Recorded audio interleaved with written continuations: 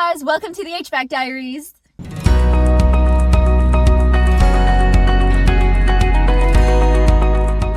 This episode of the HVAC Diaries is brought to you by New Calgon. How are you guys this week? This week feels like, I don't know, a lot more calmer than the last few weeks have felt. So I think you guys, we're going to get through summertime together, okay? We're going to do it. It's going to be fine. No really big stories for you this week, but a couple of really interesting ones and a couple of strange ones. So let's jump right into it.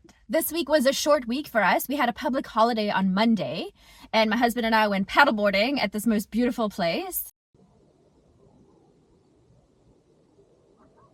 Then we started the week off at that nail salon. We replaced the condensate pump there.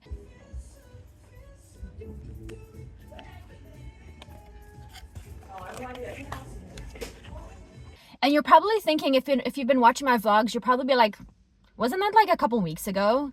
Well, yes, but we've been trying to get ourselves back in there to replace that condensate pump.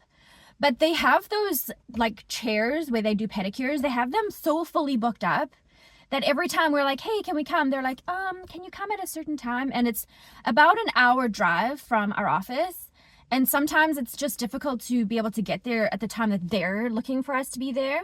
Anyway, that's a very long-winded way of saying that Tuesday morning, 9 a.m., we were like, please just don't book anyone in that chair for a couple of hours.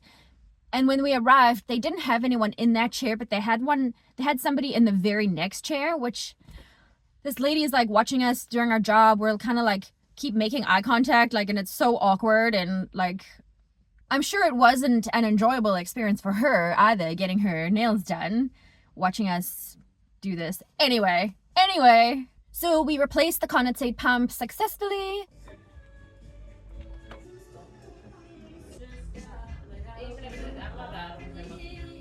Oh, it's so gross on the inside.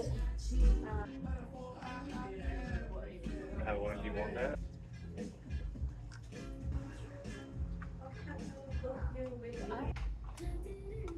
It's gonna be 20 and 30.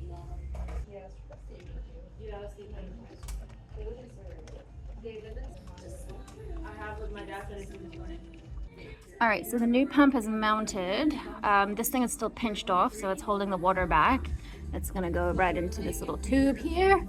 First, I'm gonna do the wiring, and then we'll get this guy going.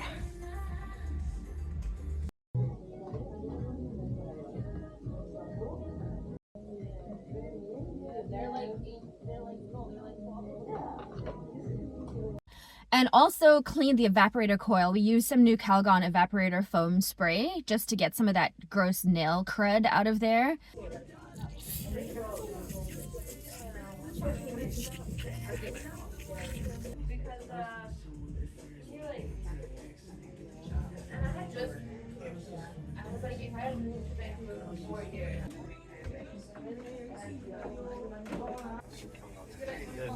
Am I supposed to?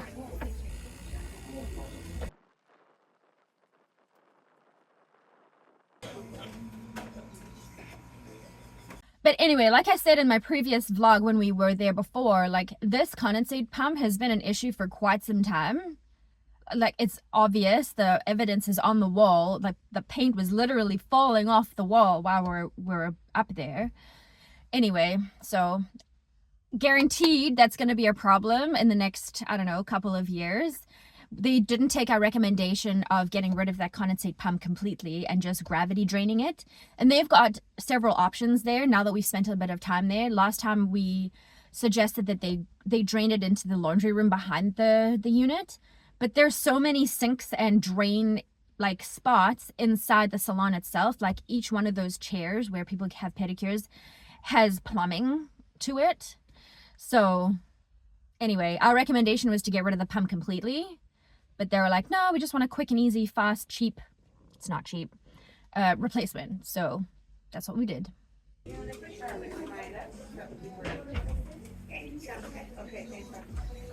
We also did a quick filter change on an old Carrier rooftop unit.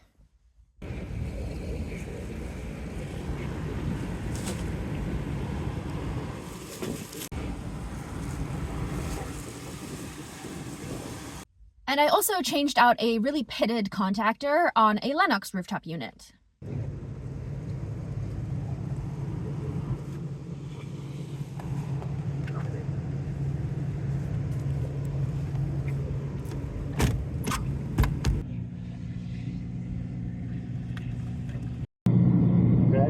It says control. Yeah, is the R22 still in my truck? I don't know.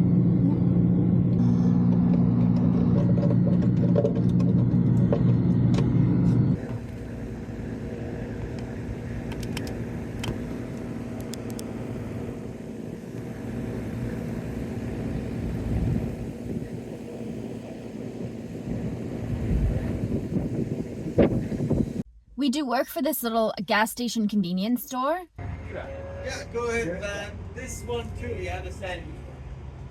And they've got this walk-in / reach-in beverage cooler just in their store, like where all their bottles are stored.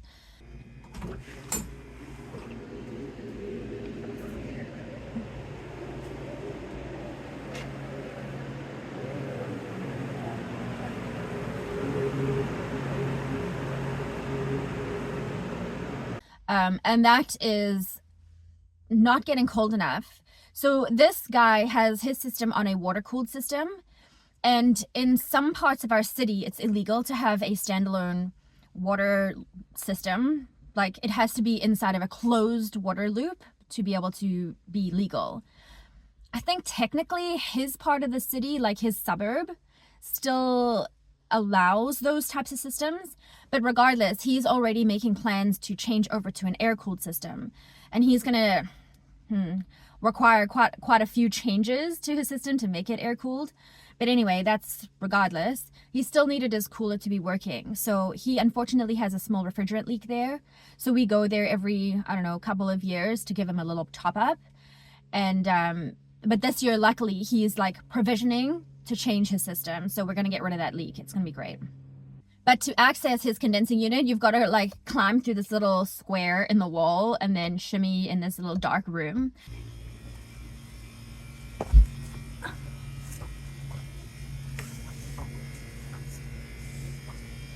And for some reason, it's like a parts graveyard up there. He's got so many like major parts just kind of laying around. There's a compressor, there's a couple of receivers, there's a whole other air-cooled unit, which is a little bit confusing because like we're making so many plans to go from water-cooled to air-cooled, and he's got an old-ass like dead air-cooled system there. Now we're like, did he go from air-cooled to water-cooled and now back to air-cooled? Anyway, it's a little weird. It's a little weird.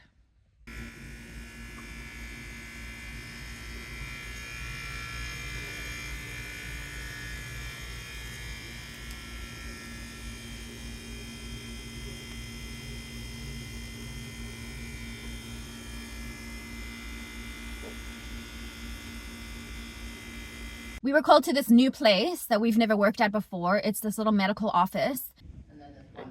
Dead thermostat.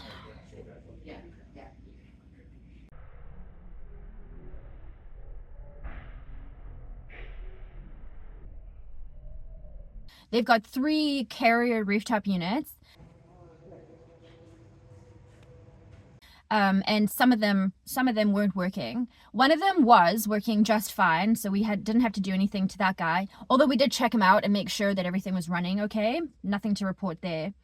Okay, well, she just fired up, which is kind of a little bit confusing, but we're gonna check her over. The filters look beautiful. Looks like someone's recently changed them. P-trap. We'll check if that's dirty. Oh, there's a floaty in there. All right, we'll clean that. And then Dad's checking the electrical. So then this should be 410. Okay, that one is actually all good. The second unit, Trevor went up onto the roof before us, and he found the condenser fan blade just lying inside the condenser. It had just, I guess, fallen off and was just lying there. So Trev found this fan blade right on the ground in this thing. And so he reattached it. Unfortunately, he reattached it before I could go onto the roof and get a picture of it and see it myself. Anyway, so because we haven't worked at this place before, we just reattached it, kind of bent the ends of the blades back a little bit, and then sent her, and she seemed fine. So we'll kind of monitor that one and see if we need to replace that blade or not. So it just like slipped off. That's very strange for a fan blade to just do that.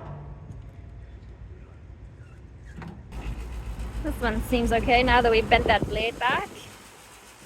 It's not ideal, but that's what we're doing here. And the third unit is a style of carrier unit that I haven't seen before. It's really old. And honestly, the design of it is, may I say, it's so dumb. I haven't actually had the pleasure of working on one of these types of units yet. Oh, what a funny little panel. Crazy.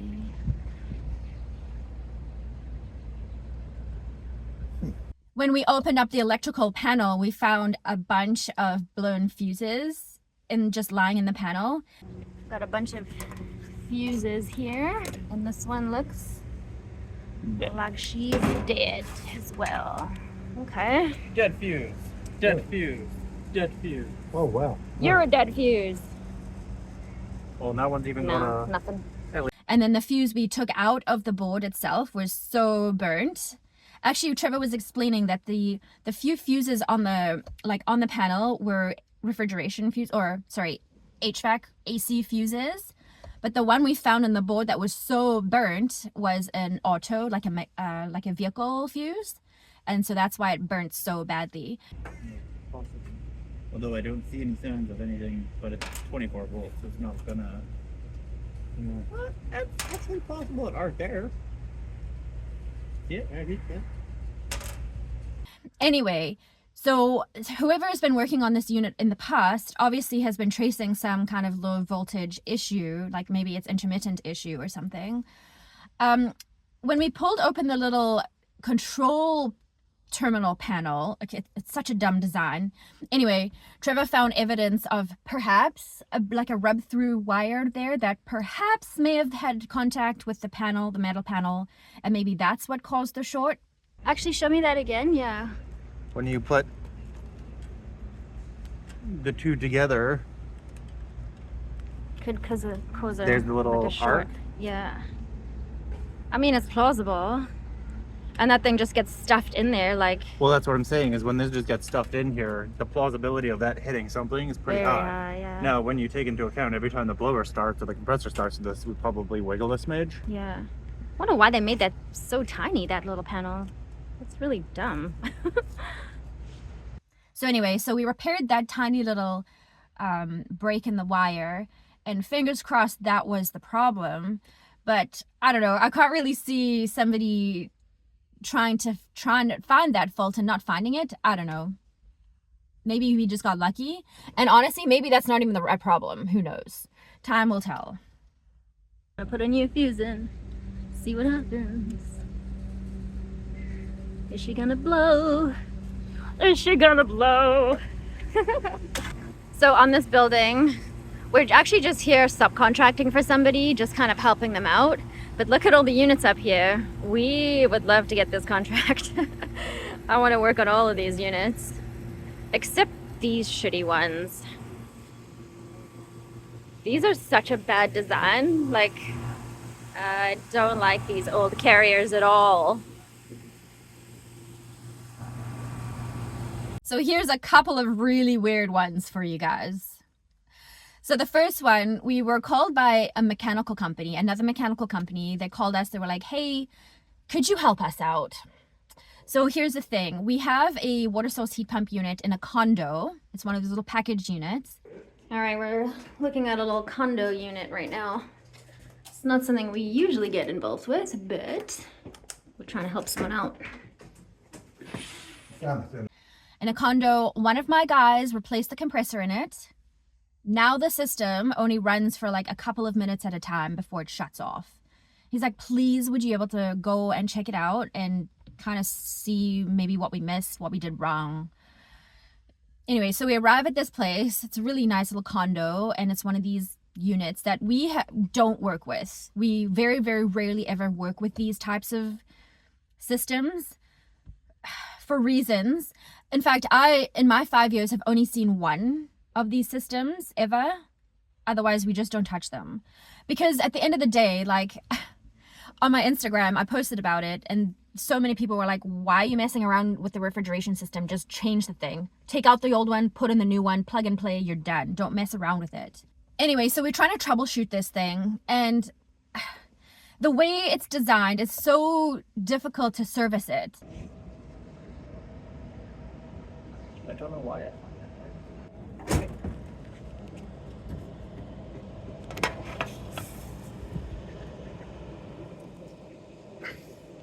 Like, you have to basically pull this whole thing out of its chamber, and then you can get your refrigerant gauges on it, but then you can't actually run the system with the gauges on because they don't fit inside the chamber. And if you don't push it into the chamber, the fan motor doesn't reach the coil, and so it trips out on the wrong thing because you don't have any airflow. Anyway, it's the dumbest thing.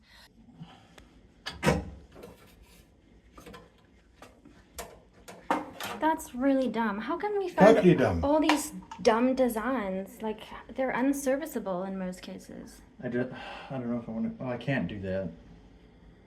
No, there's no space. I can't put this side on there. No, you can't. So we spent a little bit of time there, like trying to run it, trying to troubleshoot it with the very limited space and access that we had. What a mouthful. So it comes down to one of three things. Either they have the wrong refrigerant in there. It's supposed to be a 410A system. Maybe somebody put the wrong refrigerant in there, causing our trouble. Somebody may have overcharged it, perhaps with the right refrigerant, but just way too much.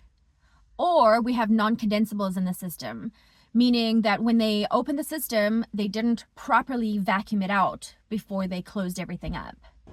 If I had to guess, I would say if they've got non-condensable in here, they didn't vacuum it out. Yeah. I'm guessing. It's kind of a big step to not do. Big step. And is there, like, a way we can confirm that? No. Take it all out. Start again? Yeah, take it out, start again. And all three of those issues are really basic, but really major. So the remedy for all three of those issues is to recover all of the refrigerant, and we're interested to weigh it out to see how much we get, then to properly vacuum the system, and then to recharge the system with 410A refrigerant, the proper weight. The second weird one is we were called actually through a referral from a networking group that I used to belong to. They called us up. They're like, hey, do you guys still do HVAC? Yes. So they're like, here's the situation. So the story with this location here is that they've had this rooftop unit replaced. Another company kind of put it on the roof, and then when they went to connect the electrical, they found out that this unit is actually 3-phase, but the building is actually single-phase. And our hydro company wants to charge them about $40,000 to bring 3-phase power up here. So we're kind of finding out the options for them. The craziest part about this story is that whoever dumped this unit and ran left with their deposit and won't return any phone calls. In fact, the guy who owns this place has the other guy's home address somehow. Maybe it was on their quote or something, I don't know. So he actually went there to confront him, and the guy just refuses to open the door. He won't look out the window. The guy's like, I can see you through your window, I can see your home. The guy's like, nope, I don't exist, don't look here. How do people have businesses like that? That's boggles my mind. So the guys pieced out with their money. So they call us in. They were like, hey, can you come and take a look at this situation? Tell us our options. Maybe we'll abandon the rooftop unit completely. Maybe we'll do ductless splits instead. Or maybe it's in our best interest to like get rid of this 3-phase unit and bring a single-phase one and stick with the rooftop situation. Anyway, can you come and suss the situation out? So we go up onto the roof there, and this new unit that somebody's installed, he's done a pretty butchered job of it. Like, the ductwork is not great. This is their idea of waterproofing this collar. It's just a metal piece of netting. The disconnect is non-existent, like it's just a box with wires in it. This just does nothing. This is supposed to be a disconnect. No, I don't think so. We're good to go for now. Oh, sure, no. And I'm thinking, like, why would the guy do 98% of a job and then run away with the money? If it was his intention to run away with the money the whole time, like, why would he just do none of the work and just take the money and run? Anyway, he's done a lot of work. So we're like, what the heck? So my dad's like, you know what? I'm going to just go and look at the other unit. There's a second unit on the roof that's currently working. So he goes and looks at the plate of that unit, and that's a 3-phase unit. What? So they've got a 3-phase unit that's currently working. BC Hydro says we have to charge you $40,000 to give you 3-phase power. What is happening here? So we have so many more questions coming out of that than we did going in. Like, anyway, unfortunately, the guy couldn't meet us on site when we visited the place. So we're going to do another site visit and actually have him on site so we can ask him straight up, like, I don't think you're giving us the full story here. And listen, you guys, like, if this guy was trying to save some money and actually didn't have this contractor company come in at all, maybe that's just a fabricated story. But then why would he tell us, like, he went to the guy's house? Like, why would he even elaborate on that kind of part of the story? Anyway, if he was trying to do this rooftop unit replacement himself to save a bunch of money and he, like, messed up thoroughly, that's one thing. But it would be wonderful if he could just tell us, because then we could work with that. Because right now we're, like, trying to figure out what another mechanical company may or may not have done. If there was even another mechanical company, why would he lie about that? Anyway, there's a whole lot of shadiness happening there. So hopefully we get to the bottom of it, because I'm intrigued. We had another new customer this week, a little artisan bakery, kind of local to us. And they've got this interesting unit there. It's a pass-through cooler. So basically it has 4 doors, 2 on either side, and they open from both sides. Oh. Oh, how interesting. So I guess, I don't know, maybe it goes in one side and comes out the other side. I don't know. Anyway, it stopped cooling. So we went to check it out.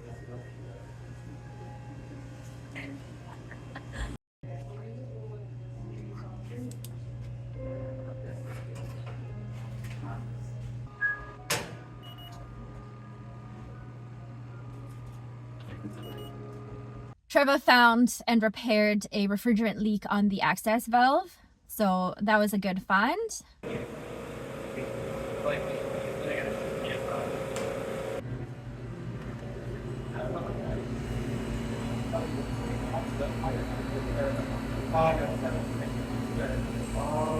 And he also told us about the controller that we were looking at, because my dad and I were both like, Anyway, this is what he told us. So my dad and I were just looking at this controller here. When we arrived, it said 4.6. I meant 7.6. And it says F here too, so there's no way, because this fridge has been off overnight. But then Trevor came along and told us that that dot over there is not a point. It's just telling you that cooling is on, which we do see. If the point was at the bottom, then yes, but the point is at the top, so it's not 4.3 right now. It's 43. All right, it's nicely cool in here now.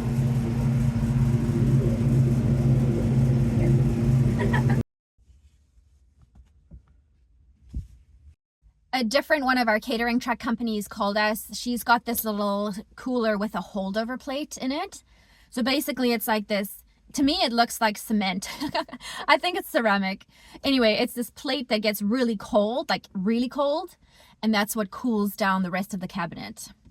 I wish I could explain it in a better way, but that's my basic knowledge of it. Anyway, so this thing over the years has got such a tiny leak in it. Every, like, I don't know, 2.5 years or so, she calls us, she's like, it's time for a top up. And every time we go there, we do look for a leak.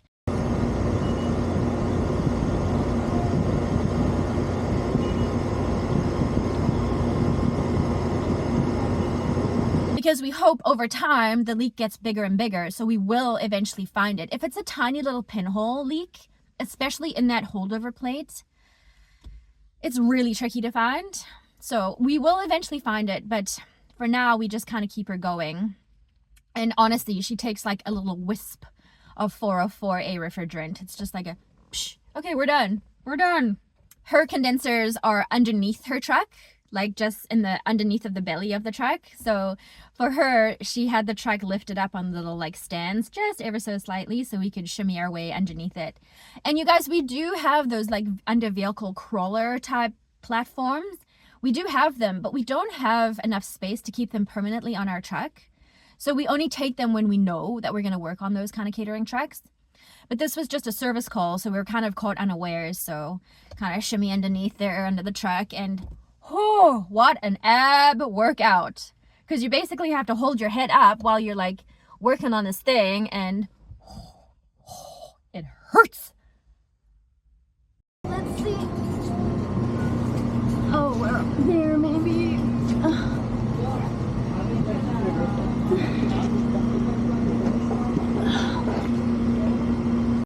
Oh, there's actually enough space for me to like crawl. Okay.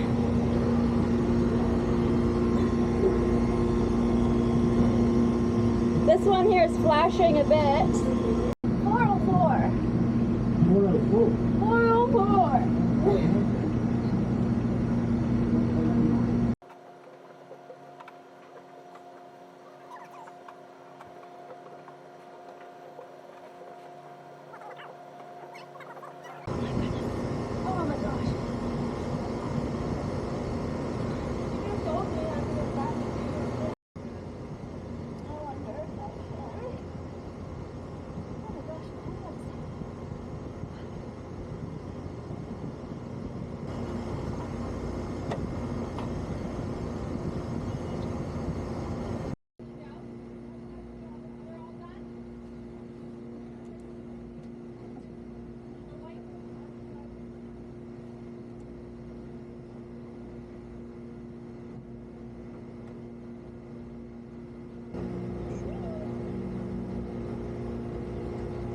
And one more little reach-in cooler on a catering truck. This one, its temperature sensor just died. It didn't die. It was like intermittently faulty because at some points it would show the correct temperature. I think she was looking for like 3.3 degrees Celsius. So it would show that sometimes, but then it would randomly go up to like 9. And she's like, my cooler's like not cooling. And so we check everything over. We're like, everything is working just fine. We put our little digital thermometer inside there. Goes right down to like 2.8 while the thing is showing 6.7. So anyway, we got a new sensor in there, tested it out.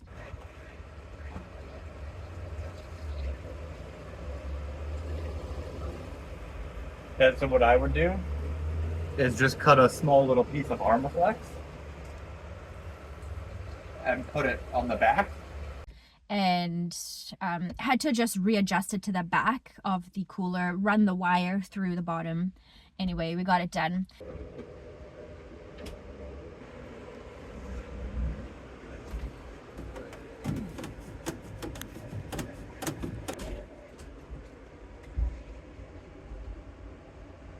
Stepping behind you.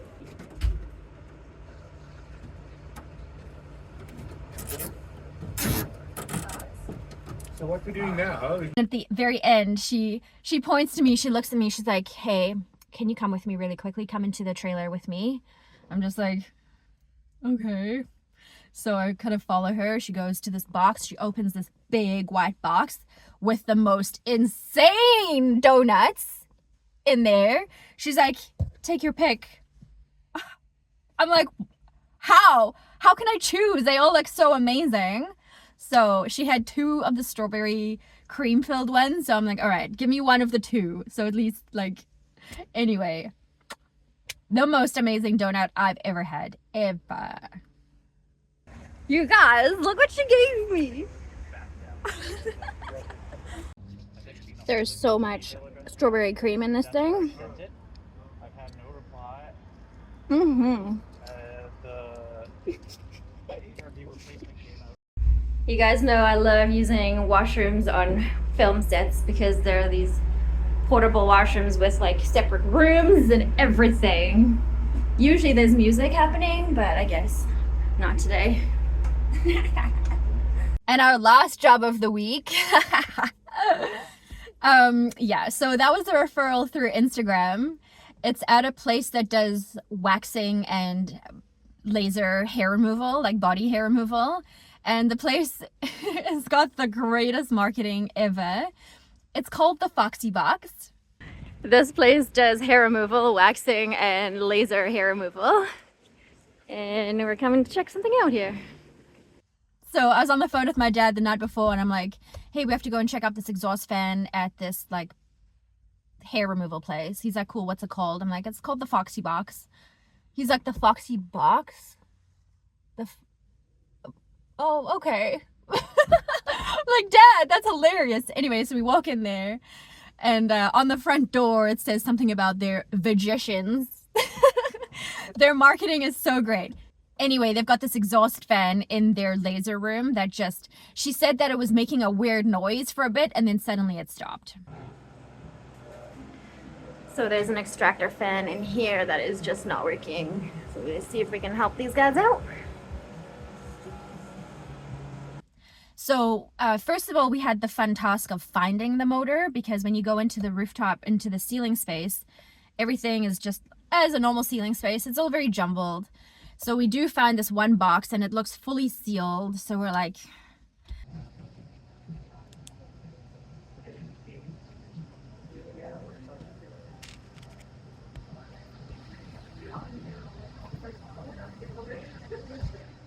Duct going on this side, a duct going on this side, and a strap holding it down, and a strap holding it down. Yeah. The strap drilled in 4 times.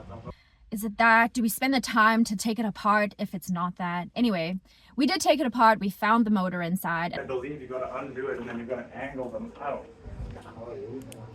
But you got to hold that whole thing while you're leaning over, and you got to hold the weight of all that with one person. And unfortunately, there was no V-belt and there was no capacitor, so it wasn't a quick fix. We're going to have to replace the motor. And it's one of those motors that has like the motor in the middle and then the shafts on both sides, and it's got the drums on both sides. So yeah, that's going to be a fun one to replace because it's quite high up. And yeah. Anyway, so that was Friday afternoon. We're just waiting for a price and availability on a replacement motor, and then we'll go back there next week, hopefully next week, and we can get that new one in there. And then, yeah, we'll be in that room with all that sweet marketing. What is it? Power to the pussy. I'm not posting that. No way.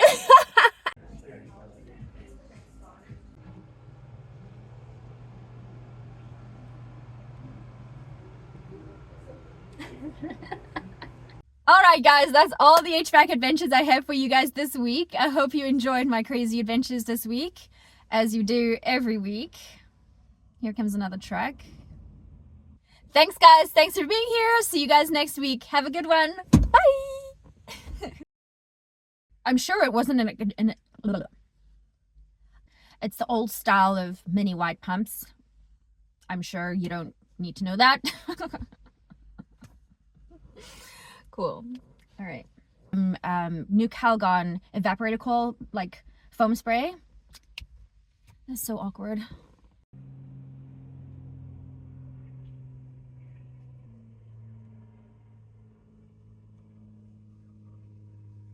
All right, airplane's gone. We can continue. Can still hear it. Okay, let's keep going.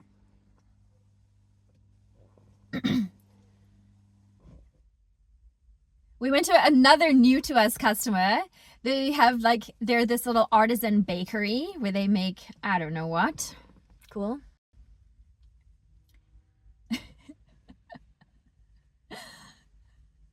That guy just came back and that's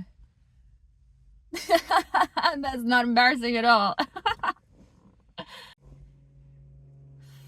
Airplane.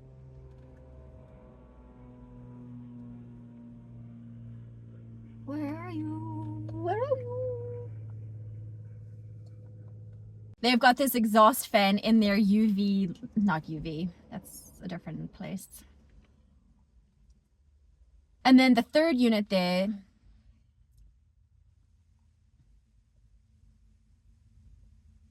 why is that guy staring at me? He's like walked a circle around my car. Keep going. Cool, cool, cool. I don't think he knows that I'm in here. Awkward. Why is he just staring down the street now? Get in your car and leave, please. Oh, I see why. There's this big ass truck coming.